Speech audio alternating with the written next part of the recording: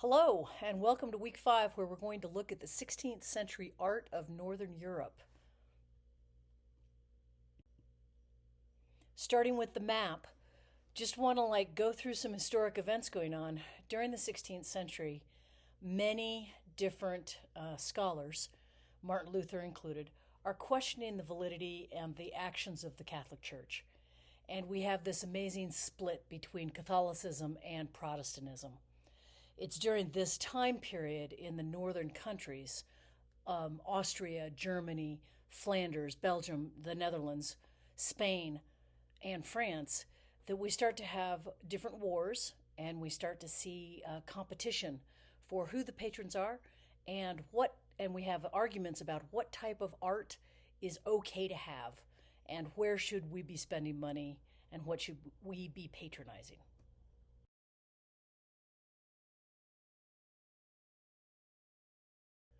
Let's begin our discussion of art with this piece, the Eisenheim altarpiece by Matthias Grunwald. The artist continues to use several different medieval techniques as he shows mysticism and symbols. These are important, such as the lamb carrying the cross, whose blood is dripping into a grail or a holy grail. The vial of oil, which is in front of Mary Magdalene, who kneels at the feet of the crucified Christ. And then, of course, the symbols of the Saint Sebastian and Saint Anthony, left and right of the scene. This is probably the best known work by the artist, and it is at Eisenheim, which was a place where people that suffered from disease came. And this disease actually affected their bodies, and they would have scabs and much like leprosy, I guess, if you will, something like that at least. And they would come to this place because they were accepted. On weekdays, this would be the scene that would be seen over the altar, and it is the crucifixion in the center, and below that the lamentation, which is the dead Christ before he is placed into his grave. Typical of the Germans, we see a very tortured Christ. And as I mentioned, you see Mary Magdalene at his feet, and you can even look, if you look at the details of her fingers as they're clasped in prayer, that adds to the grotesqueness and kind of echoes the fingers of Christ that are nailed on the cross. The Virgin Mary is clothed in white to the left, and we see that St. John, the beloved, is holding her up as she is overcome with grief. To the right, we see John the Baptist. And John the Baptist, in front of him, has words, and the words actually give a scripture that Christ will increase and I will decrease. And that would have been said when Christ comes to the River Jordan to be baptized of John the Baptist. So lots of different symbols going on here. It's also very interesting with the two saints that are shown. Medieval history and lore says that Saint Sebastian was tortured and shot with arrows. And so we always see him with that classic arrow sticking out of him. But they did believe that certain diseases, the plague being one of them, were an angry God shooting arrows at people, is the way they expressed it in their literature. And so to have Saint Sebastian be a patron saint or a saint that is honored in a colony of people who are suffering from disease that cannot be explained or healed would be very appropriate. Saint Anthony is the patron saint of this order, and so this would have been the person that people would have come, and the place would have been named after him. When you open the doors of the crucifixion, it opens 4 new panels. On the very left, we see the Annunciation, Gabriel coming to Mary. Mary is surprised and pulls away from Gabriel, and that happens often in Annunciations. And she's reading from the Bible. And if you look carefully enough, you can see the details, and this comes from Isaiah, that a virgin will bear the Christ child. And we see this in an interior, but the entire perspective of it is very tipped up at us, or we're looking up into the ceiling. So the perspective is not one that is technically accurate, but it does give us a sense that this is an indoor event and this is where things are occurring. In the center two panels, we see on the left side of the center panel um, angels with music, singing, and glorifying. And then on the right side of that panel, we see the Nativity, where the Virgin Mary, usually dressed in red and blue, charity and faith, holds the Christ child. And then you can see the glorified vision. If you look carefully in the sun shaped clouds, you can see God the Father and you can see different angels and so forth. All the way on the right, we see the resurrection. And we see Christ coming out of his tomb. We see the angel or the soldiers falling down as he is raised, and you can see the marks in his hand and on his feet. So this is the resurrection scene. So Annunciation, Nativity, and resurrection. And then, of course, below that, you still see the panels of the Lamentation, because it is only the doors of the altarpiece that are opened. So if these are closed again, you would see the crucifixion. The third opening of this beautiful altarpiece is carved, and we have another artist. Nicholas Hagenauer is known to have carved this piece, and this is St. Anthony, flanked by St. Augustine and St. Jerome, left and right. And then we see panels on the one side of the visit of St. Anthony and St. Paul, and the other side, the temptation of St. Anthony. These would have been important for the people that were coming to this sanctuary so that they could be healed or at least be accepted. And these scenes would have been immediately understood by them. And again, they come from a medieval tradition. Lots of symbolism. And that continues from the 15th century as we move forward here. That idea that the North has this connection to miniatures and illumination is very, very important. And we see it over and over and over in the minute details that we see in painting, small scriptures being written in a book, right? Instead of just scribbles and what appear to be lines. We can see it in clothing and writing and the symbols of that they would know, but we might not. For example, what does the symbol of the rabbit stand for? What does the symbol of the elk stand for? All of these things would have been very well known to the people, and they would have been discussed from different pulpits in discussions and sermons that would have been given in church.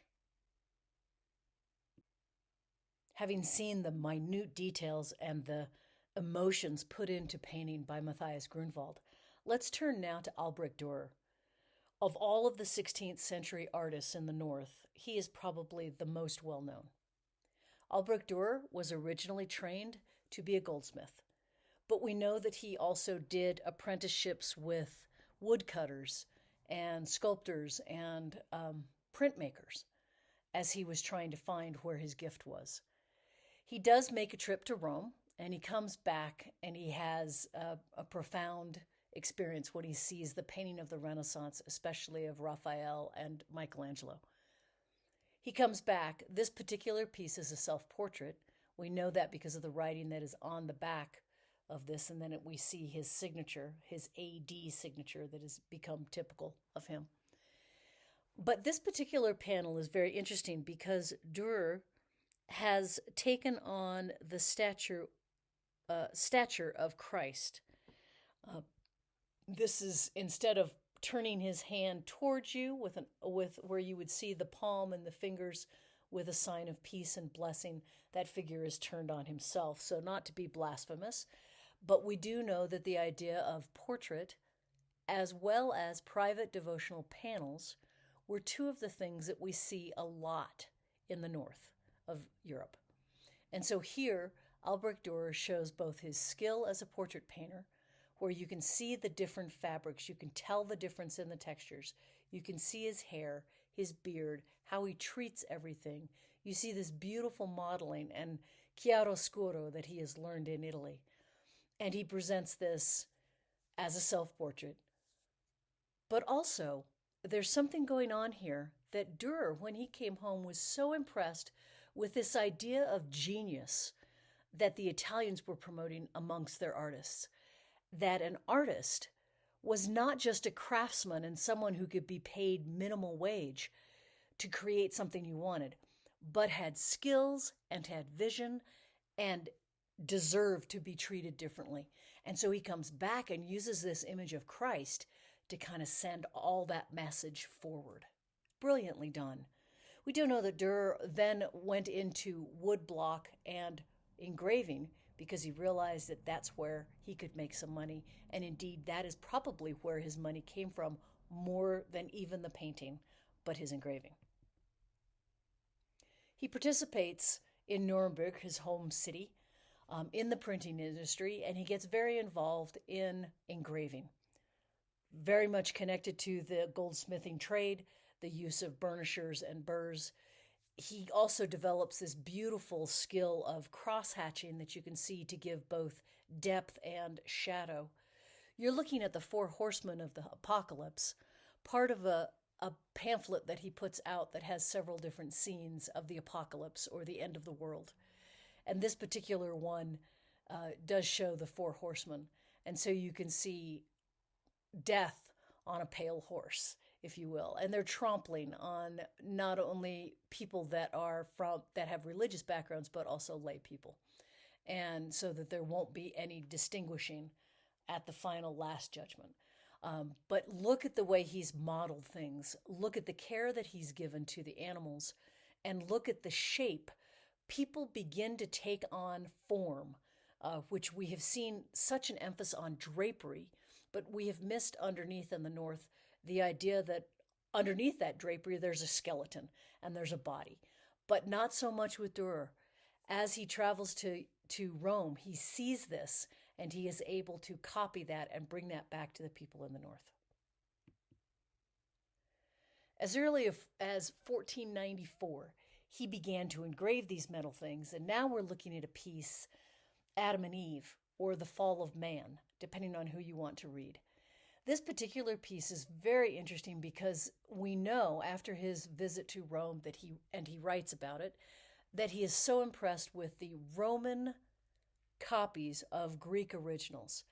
And he starts to write about the human proportions of the body and what is the ideal proportion. He's also still taken with this theme that the North has of putting in lots of details.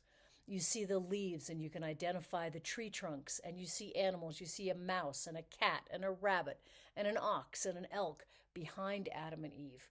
And you can identify these. He's not only bringing us forward ideas from the medieval of the different humors of people by these animals, but he's also showing us great detail and care in the portrayal of each of the animals. There's also some movement here in terms of Adam and Eve are already covered with fig leaves. So therefore, if you were to read the Old Testament, you would see at that point they have already partaken of the forbidden fruit. And so we already know that things are changing. And you can almost see the animosity between the cat at the bottom center and the mouse that seems to have been released by Adam raising his foot.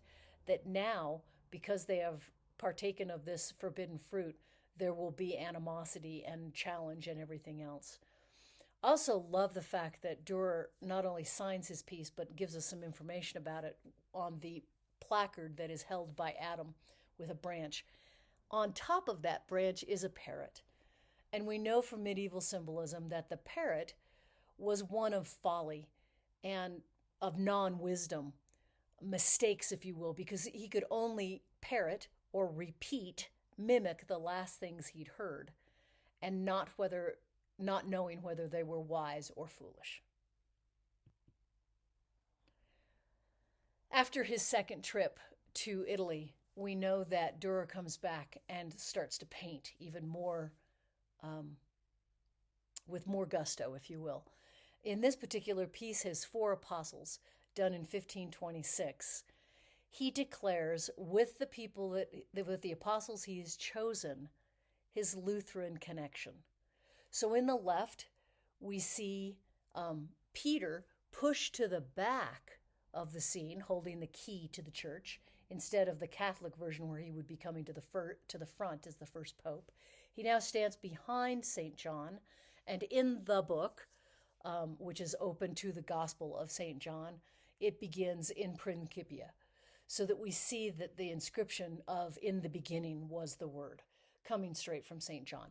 And we know that Martin Luther and those that professed Lutheranism actually declared that the Bible was the judgment, and that's where we should be going.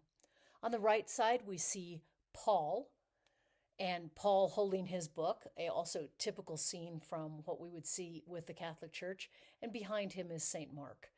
And so looking at these, we see the bringing forth of the most important apostles that Lutheran Church would have promoted. Down at the very bottom, you can see kind of an off-white color underneath the panels. You can see writings, and those are actual writings from each of these apostles as they would have written something. So St. John, St. Peter, St. Mark, and St. Paul. I mentioned that he is inspired when he comes back from his second trip of Italy, and this is one of the pieces that surely he saw. This is the Four Crowned Martyrs by Nani de Banco that he might have been able to see in Florence on the Or San Michele. Figured on the outside, but you see them doing this niche where it's a curve. You can feel the arc, and when you look back and forth between what you see from Nani de Banco and what you see by Albrecht Dürer, you can see great connections between these two pieces. Because there's this conflict between Catholicism and pictures of saints and angels and glorious events and the mysteries, and not doing those, not being too tied to figures and icons, we see separation going on with what painters choose to paint. Because the churches are going to be more plain, they need to find something. And so we start to see painters going to secular patrons who are interested in different things: landscapes, still lifes, portraits, still very important, and then moralizing scenes. This is an example of a landscape by Albrecht Altdorfer, who is considered to be one of the best of the landscape painters at this time. Again, it's not a narrative. It's not a biblical story. It doesn't even have human figures in it. It has no religious significance. And that's important, and we can connect that to the fact that in the North, Protestantism turns away from the multiple figures and the things that we had seen coming out of the Catholic Church and especially out of the Vatican. Let's turn our attention to France now for just a little bit. And we're going to see the king, Francis I, who tries to modernize the French court. Francis I, of course, reaches out to Leonardo da Vinci, and he says that he enjoys his conversation with Leonardo and brings him in as the court painter in 1516. The elevation of art that comes with Leonardo and the conversations that he's having about movement and perspective and the body and landscape and all of the different activities that he was involved with really does modernize and gives an Italian-inspired Renaissance in French art and in architecture. Here's a portrait by the court painter, Jean Clouet. He is showing Francis I in kind of an idealized form. Typically what would have happened at this time is the artist would have sketched the portrait, the figure that he was supposed to do the portrait of. But then he would have been given some clothing that he would have put on a model that he would have done the rest of it from, because the royal patron is not going to sit for the artist to do all of this work. And so here we see in this beautifully done piece, broad shoulders in this silk and wonderfully tapestry clothing. He feels like he is regal, even though we know Francis I was not particularly large.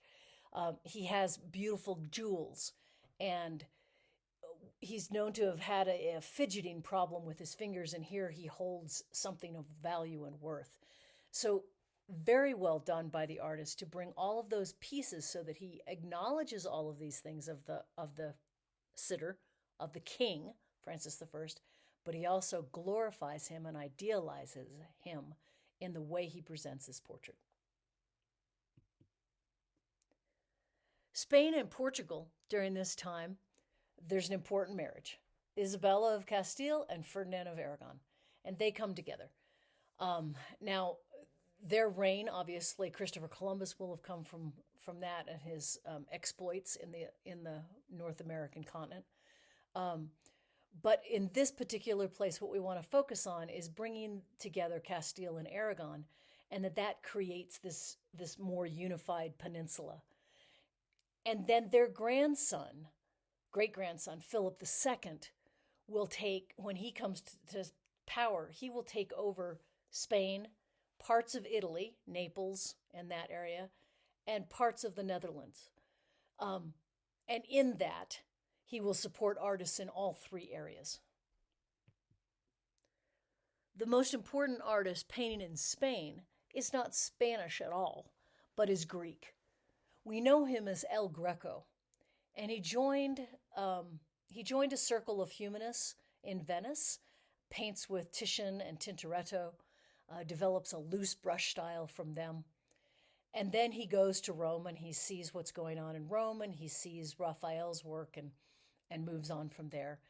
And because of the conflict in the church between the Protestants and Catholics, he does move to Spain. He is seeking a court-appointed position by Philip II, but we're told that Philip II didn't really appreciate his work.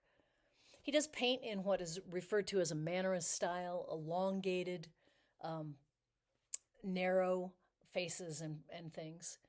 But in this particular piece, he puts together many of the things that are important to the Spanish mystics of Catholicism at the time.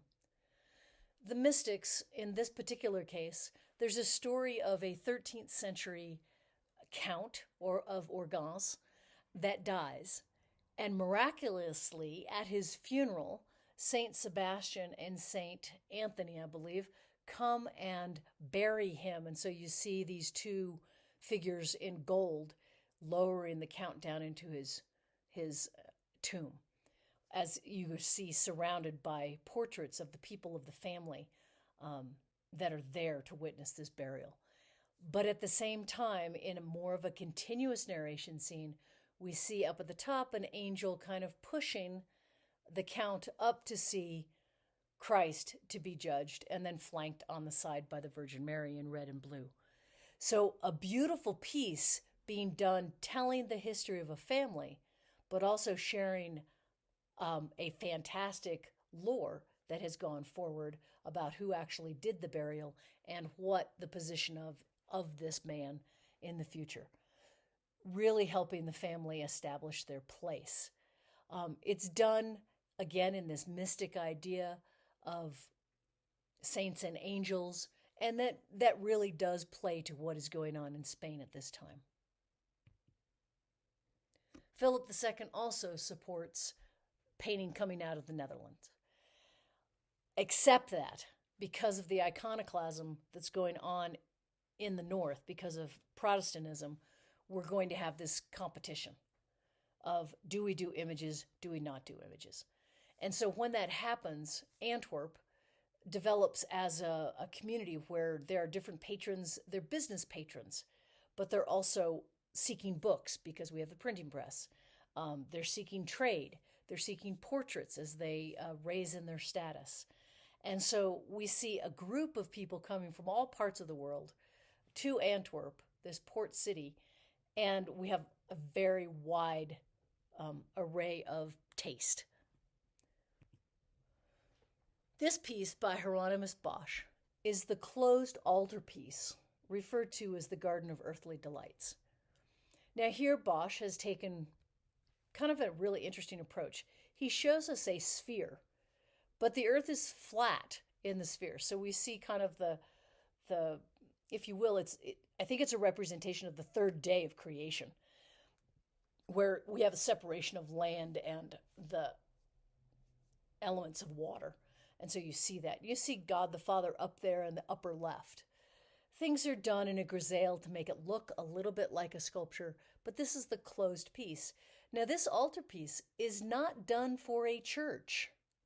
It is actually done for a private citizen who actually has it in his own home. This would have been the condition that most people would have seen this altarpiece and not opened.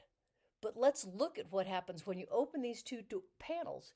You will have a triptych with two smaller, narrow sides, and then a square piece in the center. Here is the opened position of the Garden of Earthly Delights. Now, Bosch uses color superbly. He's a great technician, and he understands miniature painting and manuscript illumination because of the detail that he is able to put into things. If you look at the left wing, you see the creation of Adam and Eve, and you see a whole bunch of animals in the top. And lots of different hypotheses have been given here, but here's the idea of paradise.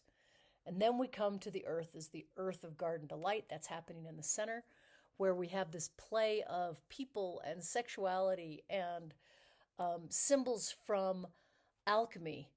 And fruit seems to be a big important thing. There seems to be some fruit that is, kind of telling us that we engage in our senses way too much. The smell, the taste, the ripeness of all of those things. And then in the right panel, we have hell, basically, and the torture. And a lot of that comes because of musical instruments and fantastical beasts. So we see lots of different things, including a self-portrait of the artist kind of just above the midline. You'll see him peeking out his face from around that strange white object kind of in the center.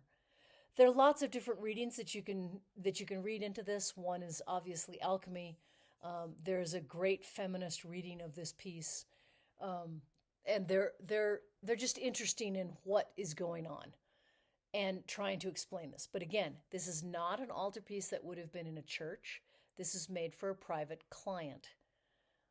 So no blasphemy is going on here. In fact, we believe from the writings and the things that we've seen that Hieronymus Bosch is a very devout religious person, but is clearly dealing with some of the things of the, heaven and hell and earthly delights. Another one of the painters coming out of Antwerp is the painter Quentin Mysis. And he is painting here a goldsmith who in one hand is holding a scale and then in the other hand is picking up coins to measure whether they're accurate or not. He is sitting with his wife, who is reading from a book of hours, and we can tell that because of the miniature tradition. We also have a convex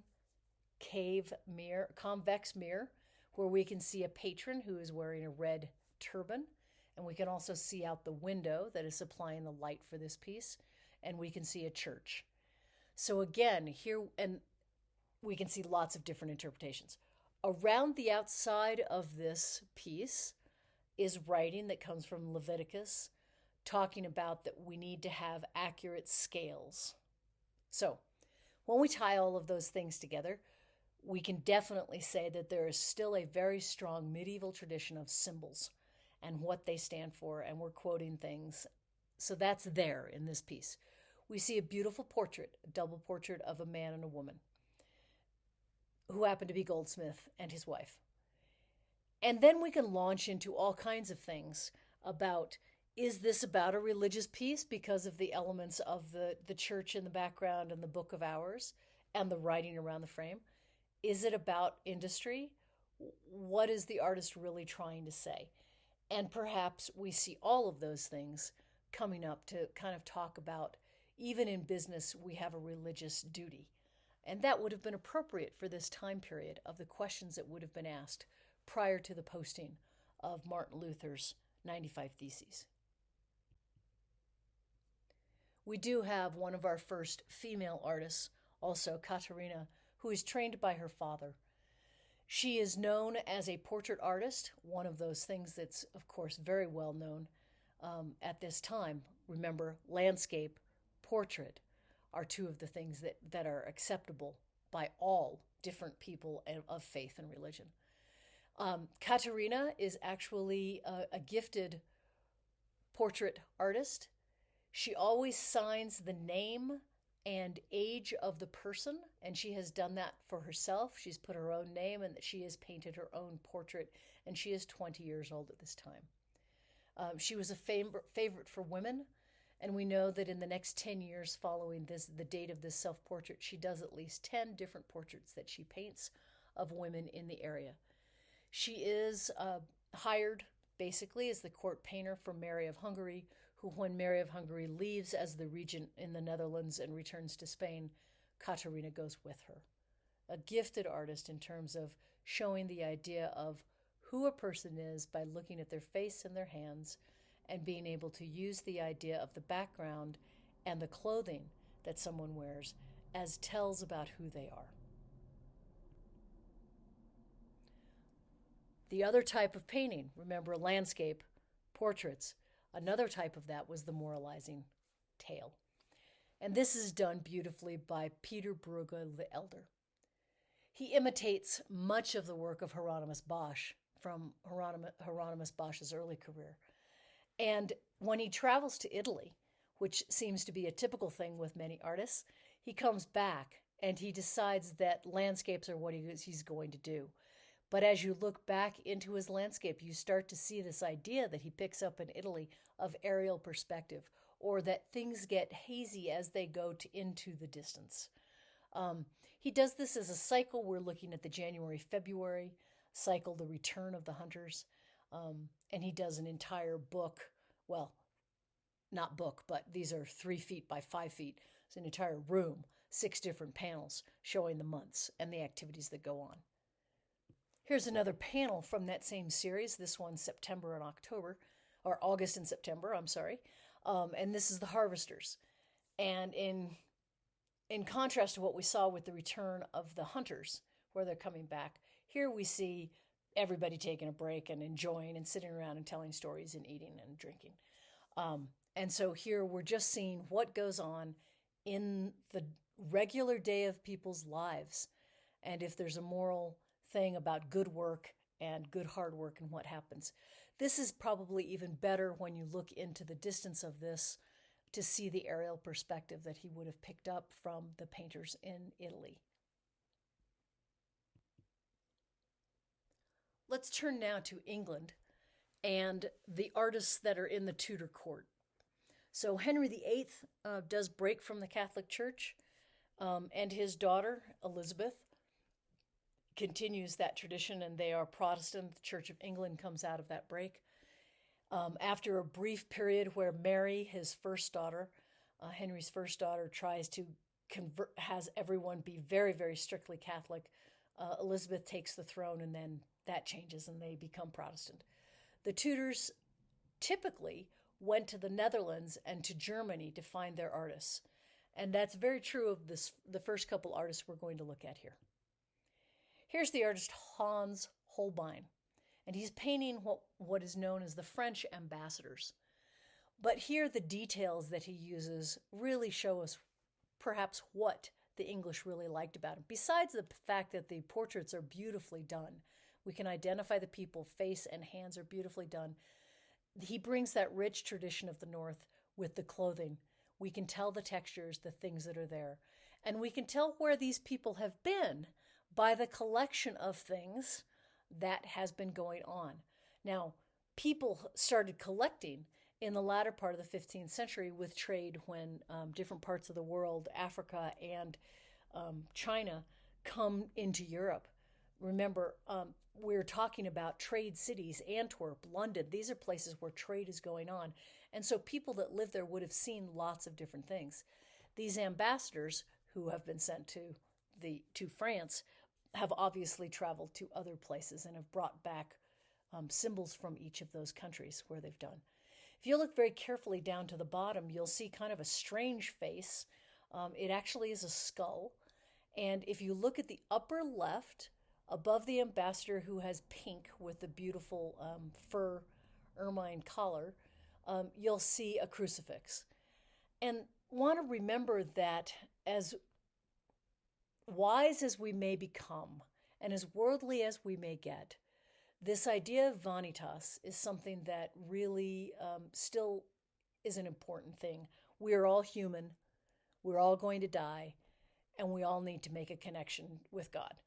And so you see this skull that's kind of in a strange angle, we think projected out of a concave mirror, and then we see the symbol of the crucifix, so that even with all the glory, there is still humanness going on here. It's a real interesting kind of take on what's going on, but that would have been supported by the Tudors. Here we see one of the classic types of portraits done by Elizabeth, for Elizabeth. Elizabeth I was known to have controlled every portrait of her that went out. She is typically seen in white and has very white makeup on, both that symbolize her virginity. And so that's an important step as we move forward, that artists will have to really listen to the patron about what they want in the thing. But if you look carefully, you'll see Elizabeth standing on the map of what she is in charge of. And you also see behind her that her glory, her motion of her right hand actually clears the storm, and that she is bringing peace to this nation. So it's real interesting that in this Ditchley portrait that she is portrayed as being not only the Queen of England, but almost like she has power over some of the nature of the surrounding nature. Very interesting. That concludes the pieces I want to look at for the 16th century Northern Europe. But I want to bring up this idea. It is a column on your worksheets to kind of go through the different time periods, and it's called Cultural Literacy. So there's a book by E.D. Hirsch, Cultural Literacy, What Every American Needs to Know. And he talks about these ideas, these things that come up, dates and places and people and phrases and words and things that we need to know if we're going to be functional adults.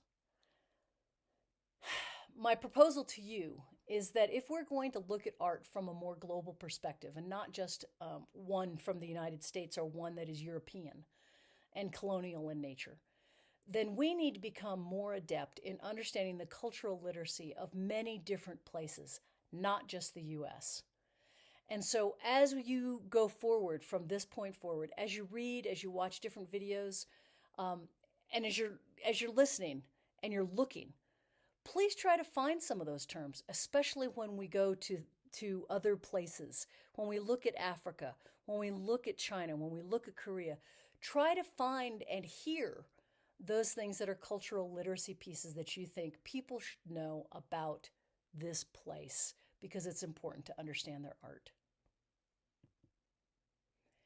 And as you think about it now in your activity, we're going to do a discussion board, and we're going to answer this first think about it question that's posed at the end of your chapter about exploring the Italian influences of Albrecht Dürer. So if you would spend some time with this, and we'll have a discussion, and then please make sure that you respond to 2 of your peers and what they have seen about the Italian influences on this fabulous German artist, Albrecht Dürer.